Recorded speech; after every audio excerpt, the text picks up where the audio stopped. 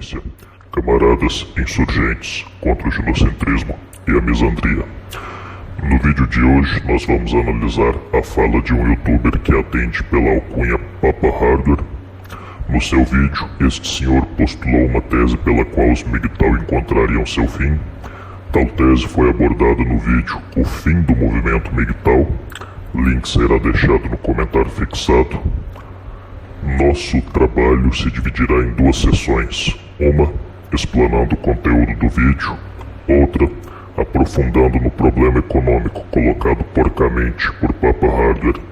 A segunda sessão se dividirá em duas partes, uma com uma análise mais simples, sem considerar a influência de instituições financeiras, como Papa Hardware não considerou, e na última parte, ao contrário dele, consideraremos o mundo real e veremos que nem mesmo com as instituições financeiras intervindo na transação, ela atinge 12% de juros anuais, marca colocada por Papa Hardware. A análise do cenário mais simplificado vai ser importante para uma de nossas conclusões. É possível comprar uma casa a taxa de juros em muito menores, tanto que a taxa de juros do exemplo de Papa Hardware, quanto as que são normalmente praticadas nos financiamentos imobiliários. Seção 1. O vídeo sobre o fim dos MGTOW. O vídeo basicamente é o seguinte: 17 segundos iniciais de shaming puro. Dos 17 aos 33 segundos, ele implicitamente diz que escolher fêmeas com bom senso é melhor que se tornar MGTOW. Dos 45 aos 2 minutos e 45 segundos de vídeo, desenvolve um argumento econômico baseado na subida de preços imobiliários para dizer que um homem solteiro não conseguiria comprar uma casa. Nos 2 minutos seguintes, o mesmo desenvolve o argumento de que casado, com a ajuda de uma segunda renda, essa barreira seria rompida.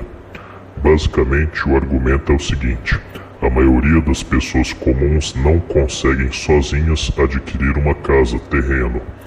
Então, uma maneira de solucionar isso seria a compra conjunta, viabilizada pelo casamento. O vídeo dele se resume à manifestação de duas opiniões, diga-se de passagem, muito mal desenvolvidas. Saber escolher é melhor que ser MGTOW. Comprar uma casa, terreno sozinho não é possível para a maioria dos brasileiros. Então, a compra conjunta num casamento é uma alternativa a esse problema. Para quem não está nos acompanhando no YouTube, segue trechos de vídeo do cidadão em que ele coloca essas duas opiniões. Não colocaremos tais trechos no YouTube para evitar maiores problemas. Quanto à primeira opinião, é desnecessário dizer as óbvias vantagens da conduta MGTOW sobre a ideia de escolher com bom senso. Pessoas mudam para melhor e para pior. Você pode ter escolhido a princesinha da Disney com bom senso e depois se estrepar por causa dela. Uma pessoa que numa época era uma escolha de bom senso pode se transformar numa escolha horrível. Além disso, pessoas más sabem se passar por boas. Não vem escrito na testa qual das fêmeas é uma boa escolha, qual não é. Sendo MGTOW, nos precavemos de tudo isso e ainda evitamos perder metade dos nossos bens e sustentar filhos que não são nossos. Fora o menor risco contra calúnias, menor chance de sofrer violência doméstica, etc. Mas se o idiota acha que ter uma esposinha é recompensa suficiente para incorrer nesses riscos, ele que vá em frente. Não se faz necessário estendermos sobre o assunto. Quanto ao segundo argumento de Papa Harder, bom, vamos supor por hora que o que ele falou é verdade. O preço dos bens imobiliários está aumentando 12% ao ano e que, com o salário médio de um brasileiro, não é possível juntar dinheiro para financiar uma casa e pagar um juro anual nessa mesma porcentagem.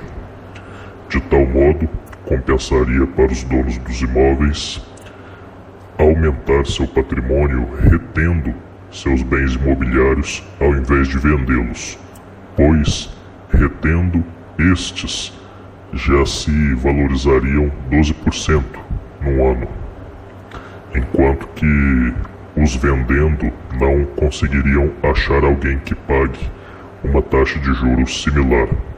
Ou seja, como a quantidade de dinheiro que o trabalhador comum conseguiria desembolsar para pagar anualmente a compra de um lote, casa, é menor que a subida anual de seu preço, tendo em vista o aumento de patrimônio, faria mais sentido para o vendedor não vender o imóvel. Entenderam o raciocínio? Usando o exemplo numérico de Papa Harder, se tem um patrimônio imobiliário de R$200 mil, que num ano terá o preço de R$224 mil, não faz sentido, do ponto de vista do enriquecimento, vender esse imóvel por juros menores que 12% ao ano, já que tais juros me renderiam menos que R$24 mil no primeiro ano, menos que 26.880 no segundo ano, e assim por diante. Ainda que fosse verdadeira essa inflação imobiliária de 12% ao ano, há muitas outras maneiras de esquivarmos desse problema que não envolvem o casamento e ou união estável. Segue uma lista: manter-se na casa dos pais ajudando-os financeiramente, compra conjunta com um amigo do mesmo gênero para evitar golpes tipicamente femininos, compra conjunta com os pais, irmãos, combinando depois de pagar a parte deles, que terá um preço menor, ou mesmo pagar um aluguel para a parte deles no imóvel, alugar uma casa ao invés de comprar, e se o aluguel estiver caro, este pode ser dividido com irmãos, amigos, fazer um financiamento na casa com o FGTS. A solução de Papa Harder, no seu exemplo numérico, foi propor ao trabalhador médio, que ganha 2.500 por mês no seu exemplo, se casar com uma colher que ganha o mesmo, para que ambos juntos comprem a casa. Basicamente, o argumento do cidadão foi que a alegada impossibilidade de um migtal comprar uma casa sozinho o levaria a deixar de ser migtal e se casar. O que Papa Harder ignorou, talvez deliberadamente, foi que a colher que ganha 2.500, no geral, tem nojo do homem que ganha esse valor. Então a falha de raciocínio do cidadão já começa aí. É fácil achar uma colher que ganha 2.500 por mês para que eu, ganhando o mesmo valor, construa com ela um lar de uma renda mensal de R$5.000 e que nós possamos juntos comprar um imóvel de 200 mil. É fácil uma mulher que ganha esse salário ficar com um homem que ganha o mesmo valor? O estudo antropológico Women's Mating Strategies, publicado em 1996 por Elizabeth Kesten, prova friamente que o gênero usurpador procura um homem que seja razoavelmente mais rico para sugar dele favores financeiros. Link no comentário fixado. Outra falha nessa solução foi supor que a colher se disporia a ajudar igualmente na compra da casa. A internet está aí, e o que mais tem são fêmeas achando que a obrigação de arcar com as despesas da casa, feitas por ambos, é só dos homens. É um paradigma cultural comum considerar a masculinidade como algo sacrificial em prol do feminino. Seguem alguns parasitas defendendo a usurpação do homem pela mulher. Eu acho que o homem tem que ser o provedor da casa. Isso não tem a ver com ele ganhar mais dinheiro, mas ele tem que ter o espírito de provedor dentro da casa. Eu não concordo com essa coisa de dividir 50%.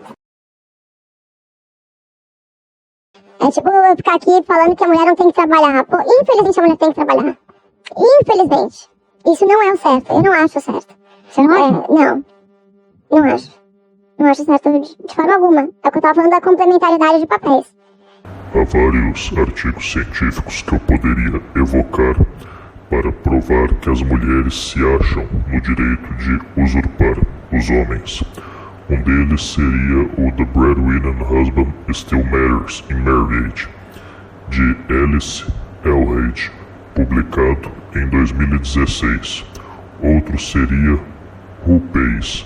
With Money Matters Traditional Gender Roles Stick, de 2014, escrito por Kevin Voigt. Aliás, dentre os autores desses 3 artigos mencionados, Kevin é o único do gênero usurpado. De acordo com esse trabalho, 70,45% das despesas comuns dos namoros heterossexuais são custeadas pelo gênero masculino, ou seja, 20,45 pontos percentuais são usurpação da mulher contra o homem. Então, senhores, a pergunta que fica é: num mundo em que 70,45% das despesas comuns dos relacionamentos heterossexuais são custeadas pelos homens, será que as donzelas contribuiriam com 50% do valor do financiamento? Ou contribuiriam com 29,55%? Serviu de alguma coisa a gloriosa instituição do casamento? Vale a pena pagar 29,55% a menos para correr o risco de, num belo dia, tomar um pé na bunda e perder a casa pela qual você pagou 70,45%?